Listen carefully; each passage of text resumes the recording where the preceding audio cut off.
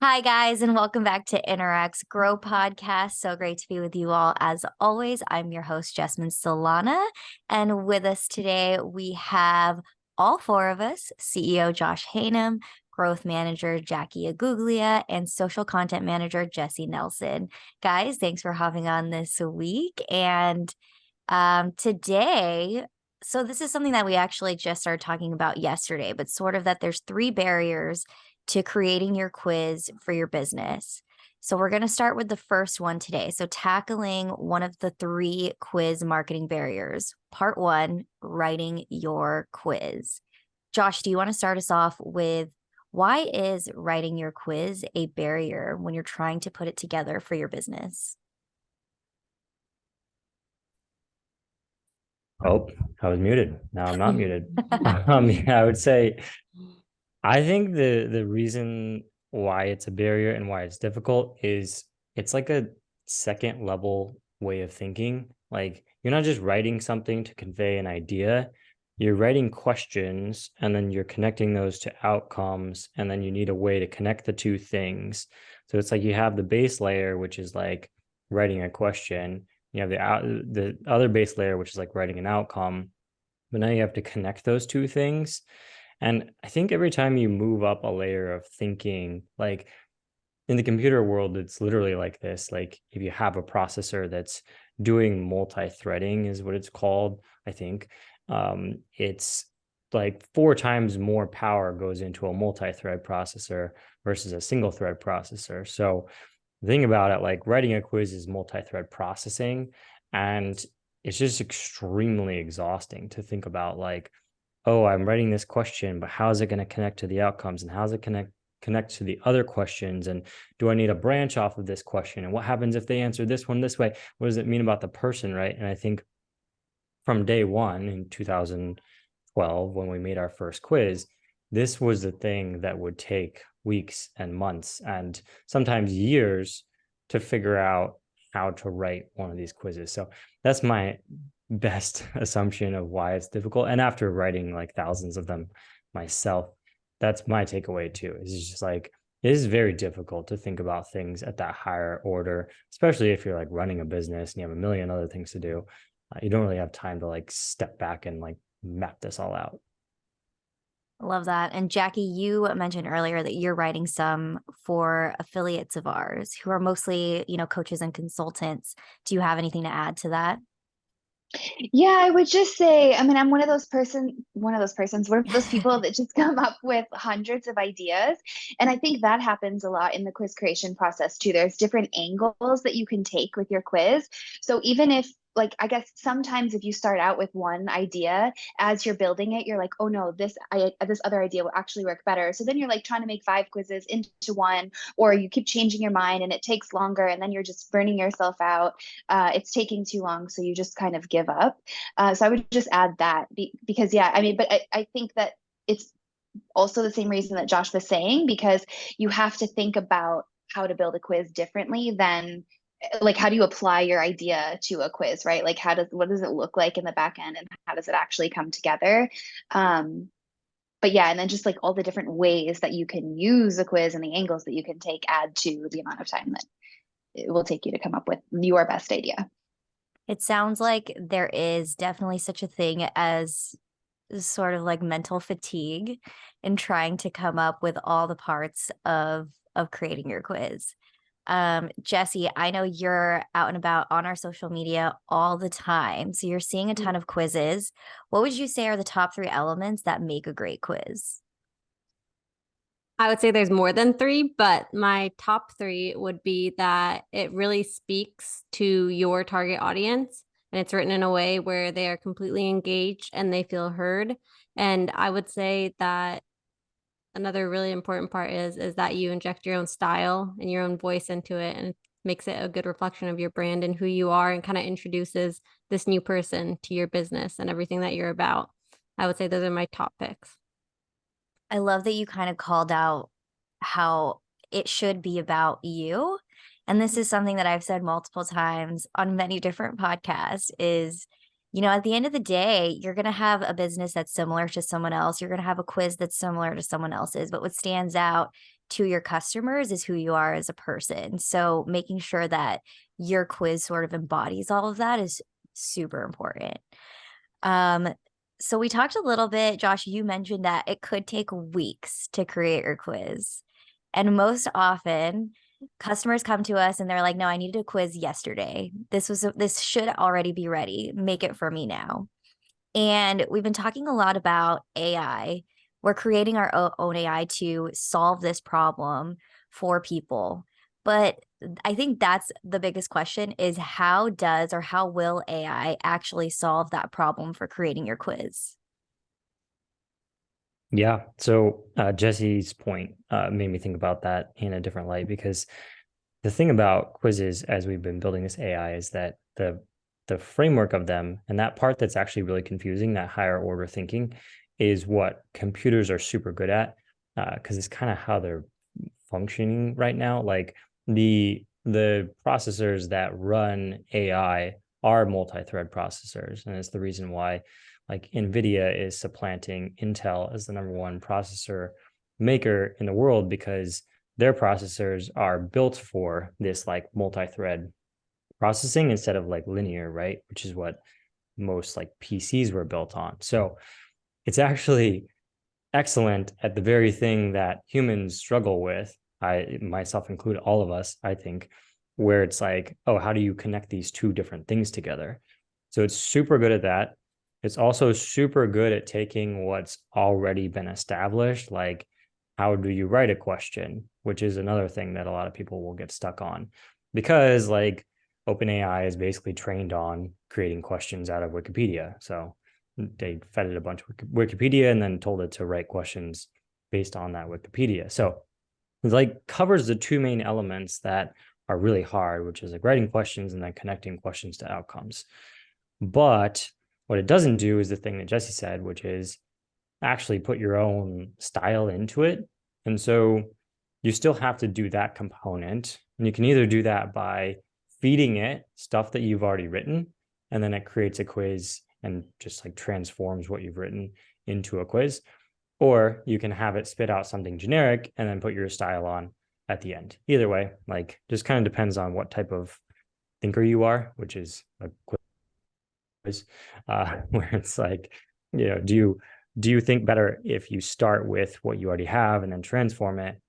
Or do you think better if you start with like a template the AI gives you that's generic and then you personalize that? So the way the AI will work is take out all the elements that are difficult for humans but simple for computers, and then just leave you with the elements that humans are really good at, which is like putting your own voice and your own spin and, you know, your own tone on it, and images and things like that that make you unique but don't require that brain draw, right? Like in using our AI tool, even at the level it's at now and the processes we have now, it's so much more mindless to use it than it was before, when you had to sit down and think about, how do I write this question? How do I connect it to the outcomes? All that kind of stuff. So that's kind of a general premise. Jackie and I were talking yesterday about sort of this common misconception that AI is replacing humans. And you know, and Jackie, jump in whenever you want to for this, but you know, it would be the same as if you hired someone to really dig deep into your business and write the quiz for you. You still have to go back, double check it. And I think a lot of it is sort of that gut feeling, like, does this feel like me?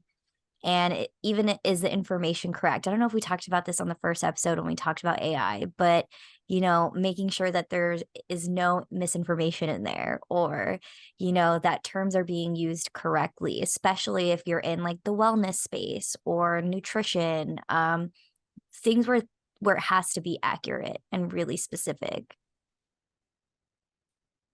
Yeah, totally.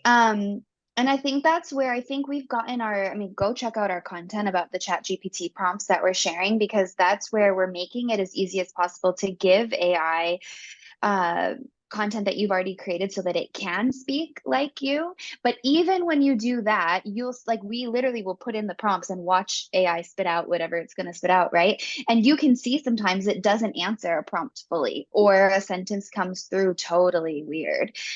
So yeah, 100%, if you're using AI, definitely double check your work. But at the same time, I think what I would encourage everybody to do is make sure that what you're writing sounds like something you would actually say. So have AI write the quiz, and then you're able to look at it and just like start reading it out loud. Is that something that you would say? If not, change it to how you would say that thing. And then that's how you can put your own spin on it, like, very quickly. I think that's a really good point. And Jessy, I feel like you could speak to this, seeing that you manage our social media, right? Like, there's kind of a formula to how you would write captions, but if everybody writes it the same exact way in that formula, like, you can tell that they used that formula, or they use like a template to create that. It doesn't have their voice in it. Yeah. And I'll be honest, when we first started like playing around on ChatGPT and stuff, I was just kind of like, I don't even know how to ask it something for it to put out something that I need or want in the right way. Like, it almost just felt like more work for me figuring out how to ask something from it than to just do it myself. And it really comes down to, like, it's not on social media, it's not what you say, it's how you say it. And I think that knowing how to get AI to get you closer to getting like a piece of content that you can work off of, I think is very difficult. And I think that's also why a lot of people aren't diving in to use it right away. People are just kind of like, no, it's easier if I do it myself. That's actually, go ahead, Josh, because I was gonna say that's a perfect segue into my next question. Yeah, maybe your next question is the same thing. I was just gonna say, I totally agree. It's way harder to figure out how to get the AI to give you what you want than it is to just do it yourself. Yeah, I was gonna say, what do you need to know before using AI to write your quiz? That's a good Honestly, question. like, way too much. I mean, well, okay, that sounds a little pedantic, but it's been 4 months, and I've been working with our engineering team, and we're also bringing in some outside engineering consultants who are AI experts, and we are like, I don't know, 40% of the way to our goal in terms of writing the prompt engineering design for how our AI will work. And it still needs a ton more work and fine tuning. And every single like edit to the prompt is, I mentioned like writing the quiz is a second level thinking. Like, writing engineering prompts for AI is like a fourth level thing, because you have to think about all these different things that could happen and how it all fits together. And it's just like any problem where getting like halfway there is super easy. The other half, where it's like, how do I make this consistently work, is like 50 times harder than getting halfway there. So with our prompts, we're on version 19 or 20 of our prompt backend for our AI for the quizzes. And it's pretty consistent now, but like Jackie was saying, and like I think you guys will all experience with our AI, it spits out, stuff where it's like it'll have the same question twice, or, 2 outcomes will have the same description. And the only way to weed that out is to continue iterating on it. So I would say, if you are wanting to build a quiz, and I can drop this now, you can go to our website now and you can just write in and we'll make one for you with our AI. Because with our process now, it takes like 15-ish minutes to get front to back building a quiz. Eventually we want to get that down to like 30 seconds, but getting from 15 minutes to 30 seconds is going to be really hard.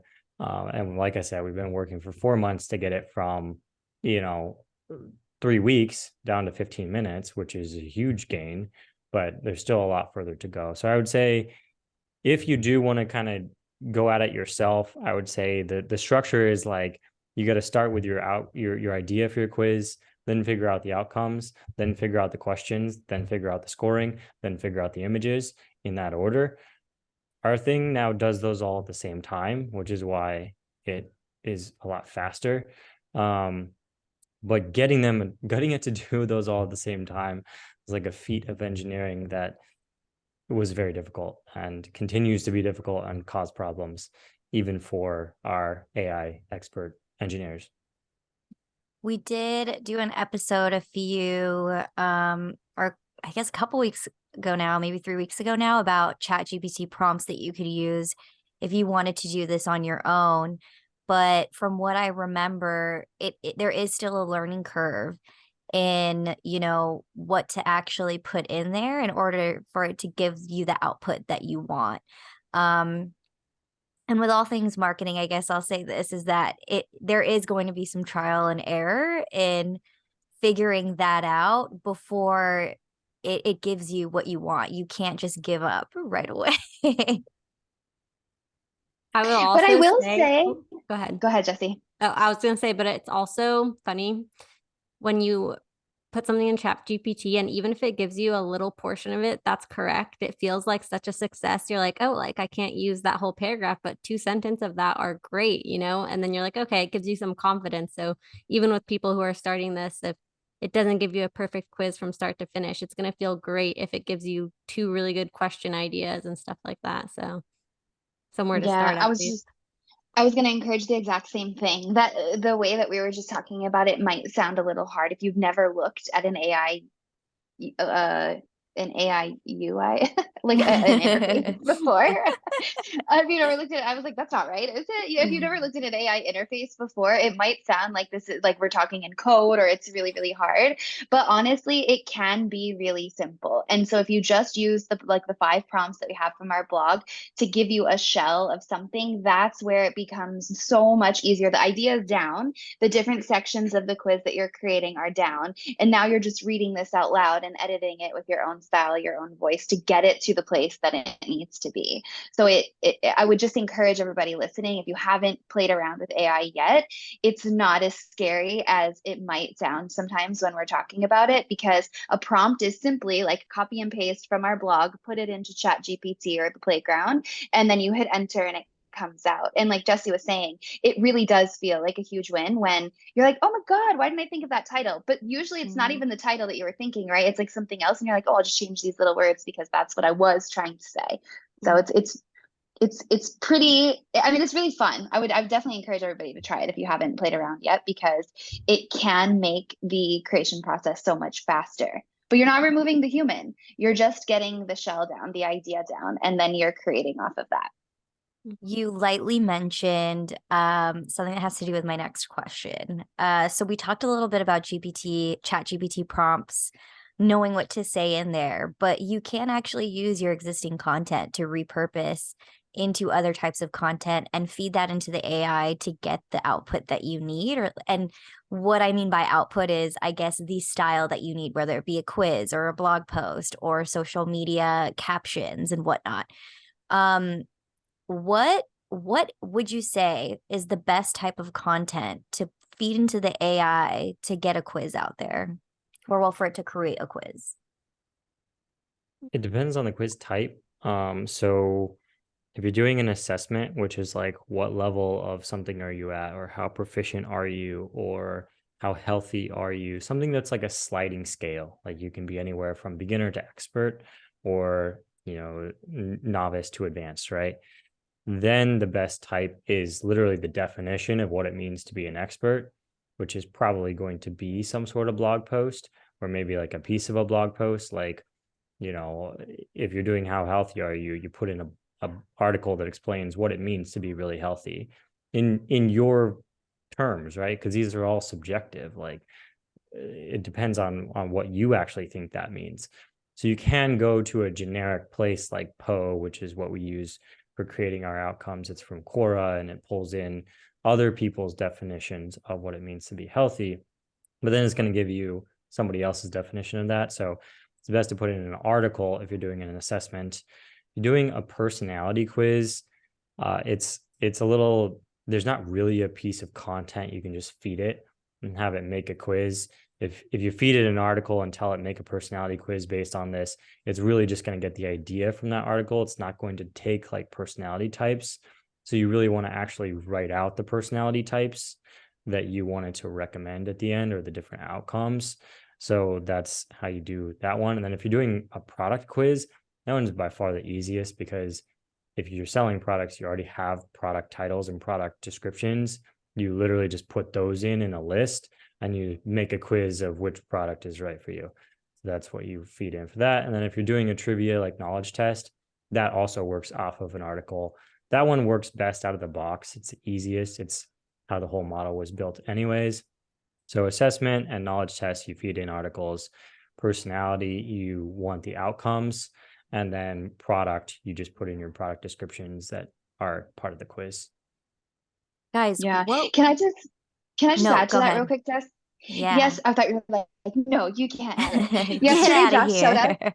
Yeah, yesterday Josh showed us a prompt where you share your website, like the link to where your website lives, and I thought that was fascinating in terms of coming up with a quiz idea. So we talked earlier about like that is the number one blocker. What do you even make the quiz about? And you really do have to start there, because what outcomes would you even come up with if you didn't know what this quiz was about, right? And so just that prompt was really, really cool, of adding in your website, which obviously is filled with your own style and vibe and brand and all that. And it's a really, really easy and great place to get started, so that you can come up with, okay, this is the quiz title that I'm going to go with. Now let me just create what these definitions or these outcomes, the results would mean based on that. But again, like mean according to my business, because is healthy losing weight and counting macros and protein and all of that? Or is it happiness and wellness? And I mean, it's two totally different meanings of what healthy could be. And that's totally dependent on your brand. So I don't know if that actually answered the question I was going to ask, because I was going to say, I think it is what I'm saying, but what if you are a really niche type of business? Like let's just throw out hair care for fine hairstyles or something, or like I'm thinking of myself because I have really fine hair. I can't use some of the same products that other people can use. Anything I put in my hair just makes it feel very producty. I don't know what the right word for that is, but you could feel the product in my hair because it's weird. It's like my hair is very dense, but it's thin. Like let's say, right, I have a business and it's specifically for that type of person. Like what do you put in there at that point? Because a lot of the stuff, from what it sounds like, that AI would pull might be more generalized sort of recommendations or information, I guess you could say. I mean, I think it depends on, so if you're selling products for thin hair, right, then you would just put in the product descriptions and then have it make like which product finder quiz, right? I'm working on one right now that someone wrote in through our AI that's actually very similar. They sell one single product for a niche that's much more niche than what you just described. I don't want to say what it is because I don't have permission, but like I saw this prompt come in and I was like, there's no way that's a product. Like this is like a tiny annoyance that happens to a tiny fraction of people a tiny percentage of the time is what this product is for. But the quiz that they're gonna do is like, how does it make you feel when this thing happens, like this annoyance? And it's like, oh, now you're like flipping it around. It's like reverse psychology. Now you're going back into the broad, because now it's just like an emotion quiz, which is like a super generic quiz, but applied to this very specific use case. That I wonder if you could do the same thing, where it's just like, well, how fine is your hair? Or you could even do like an emotions quiz that's like fun, like how does it make you feel to have fine hair, right? You can almost go full circle, where it's like once you get so niche, now you can go back to super broad, but within that niche, but you're adopting the principles of the broad.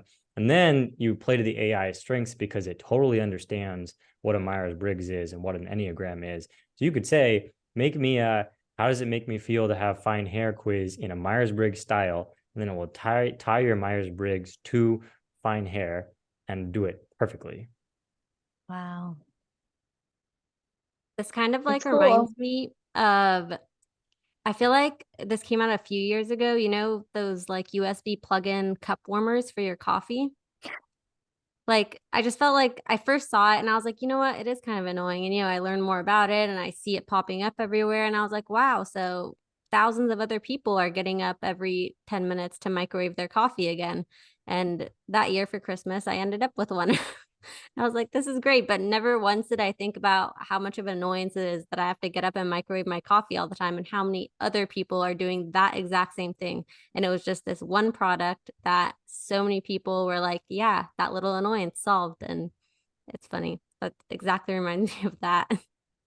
But that I feel like that's such a good marketing hack, trick, best Yeah. practice, let's call it, because that's the thing that gets people to buy stuff. Like when they're super annoyed about this problem that they have. So agitate the problem, put the problem in their face, remind them that they're super annoyed about this problem. Or maybe they take the quiz and they're really not that annoyed about it. Okay, then that person doesn't need your product. You just segmented out who will buy your product and who won't. And that's like the coolest thing about quizzes and the fact that AI can just do that for you. And it's even cooler that you can have a broad quiz like that. How does this niche problem thing make you feel, right? That has the power to decipher who's ready to buy versus who's not. And how easy would it be for you to apply your niche product to that broad quiz because you know everything about your niche product. You don't need AI to tell you about it. You know about that. It's got the shelf for you. It's got the way the quiz needs to be written. And you just need to fill it in with the blanks that you already know.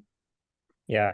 And one other thing is that the thing that Jessy said is one of the elements that I forgot about that is really core to a quiz. So part of what the AI does that we're building is it bakes in these components that make quizzes viral because other people always want to know, like, why do people take quizzes, right? It's like since forever, everybody takes quizzes. There's like three main things. You talk about yourself, which everybody likes doing. You learn about yourself, which everybody likes doing. But it also creates a sense of camaraderie, which is what you were just talking about, where it's like, oh, now I feel connected to all the other people that are super annoyed that their coffee gets cold and you have to get up every 10 minutes, microwave it, right? And that's like the power within the quiz is like those three main components from a psychological perspective. And that's why they're so popular. So then, yeah, it's like now it's almost good to be very niche because it's like, oh, I'm part of this crowd that gets annoyed. And then, like you were saying, Jackie, it's like, oh, well, now if you're super annoyed, go buy this thing. And it's like, cool, you're not even selling the product, you're selling a solution to an annoyance. And even if you're not that annoyed, like I never even thought it was that big of a problem. But now that I know that there's a solution to this small problem in my life, I'm sold. Even if it wasn't a big problem before, I'm convinced I need it. Yep. So what we're basically saying with AI and creating your quiz is it's going to make the process a whole lot easier, a whole lot quicker. How many quizzes now do you think someone should have for their business? Since you can do as many as you want in less the time. I think you're muted. I was talking to myself. I'm seeing anywhere from 1 to 5, depending on the business. I would say, you still want to have your own spin and you want to have personalized elements. I think it makes it a lot easier for the type of folks that want to run like a weekly quiz or a monthly quiz. I'm talking about like 1 to 5 that are like part of your core business. Like, let's say you have 5 product lines in e-commerce and you want a quiz for each one. Like, there's big e-commerce brands that do this and it's really effective. Like, you have a product finder for each type of product that you sell. That's much more feasible now. I think if you want to have multiple products for like different types of customers you work with, you could have like 3 different quizzes for the main use cases you have. If you're a coach or a course creator, like maybe you have 3 courses and you have a quiz for each one. And then if you want to run like a monthly quiz contest or something like that on social, it's much easier to enable that rather than spending like hours and hours each month getting up and running. So that's what I'm just seeing from customer perspective. Like, what their ideal state is like a handful of quizzes per customer. And Josh, I was watching one of the recordings that you made of helping one of the customers out with making their quiz, and it was like multiple quizzes in the funnel. So it was like top of funnel, a little bit more broad of like, are we finding the right customers, right? The ideal people. And then once you find the ideal people, then they get like a second version of a quiz that goes more in depth. It takes maybe a little bit longer to complete. They get more information about themselves. And so that's, I think, another great way to use AI to make multiple quizzes. Start at the top of funnel and then like work people down so that you can really segment them into that niche. And then those are your I don't know, maybe they're buying something, maybe they're engaging more, whatever it is that you want these people to do. Yes, that's a really good reminder, because I've already done like multiple where we have like a top of funnel that's like an assessment or a personality type that would draw somebody in from your site, and then like a middle or bottom of funnel that's another assessment or a knowledge test that's like longer, less fun. It's more like actually figuring out what does this person need help with, so that you can really automate both parts, like the lead gen and like the customer validation piece. Love that. Okay, so to round us off and wrap up the episode, Josh, we've talked quite a bit in the last few weeks about the Interact AI. Could you give our listeners a quick update on where that's at and what we're currently doing in the meantime until it's ready for public use? Yes. So the story so far is late last year, 2022, started doing a lot of deep research into the models behind OpenAI and Poe, which are the main ones that we are using for our AI. And then pulled in some AI experts to help with the kind of very base layer of building our AI, figuring out like how to play to its strengths, like what I was talking about before. So that was the first stage, like getting just the initial version up and running that we could use a little bit internally. Then over the last few months with our engineering team, product teams, and AI experts, we've gotten it to a point now where our team is able to very effectively use it, build quizzes in like 15, 20 minutes. So we have a public facing option for that now. If you go to ai.tryinteract.com, you can just put in your website and whatever description you have of your quiz, and we'll spit you back one within about a day usually. That's kind of personalized to your brand. And then from here, once we go through a couple hundred, maybe a few thousand iterations of building them within our team, then we'll start to move towards a full public facing model. But we're taking it step by step, like trying to be very thoughtful with the approach, both from the perspective of like what's going to be best for our customers and their time, because right now it's still at a stage, and I would say a lot of AI is at the stage where it's not really time effective, because by the time you figure out the prompts, you've spent more time than it would take to just like do it yourself. So we're taking that piece out by, you just submit your idea, we'll send you back the full quiz. And then as we continue to develop that, then hopefully later this year, we'll have like a full-on version that people can use, and we'll have, interactive elements where you can work on your quiz just using the AI. Love that. Love that. So we will link that for you guys in the show notes, so that way you have access to it. And like I said, this episode is part 1 of a 3-part series where we talk about the barriers of creating your quiz. So next week, we'll be talking about connecting your email marketing platform and getting that set up for your quiz, so that way you could start actually communicating with your new leads and new subscribers that come into your list. Guys, thank you so much for hopping on with me today, and as always, dealing with my questions on the spot. And we will see everyone else next time. Bye. Yeah.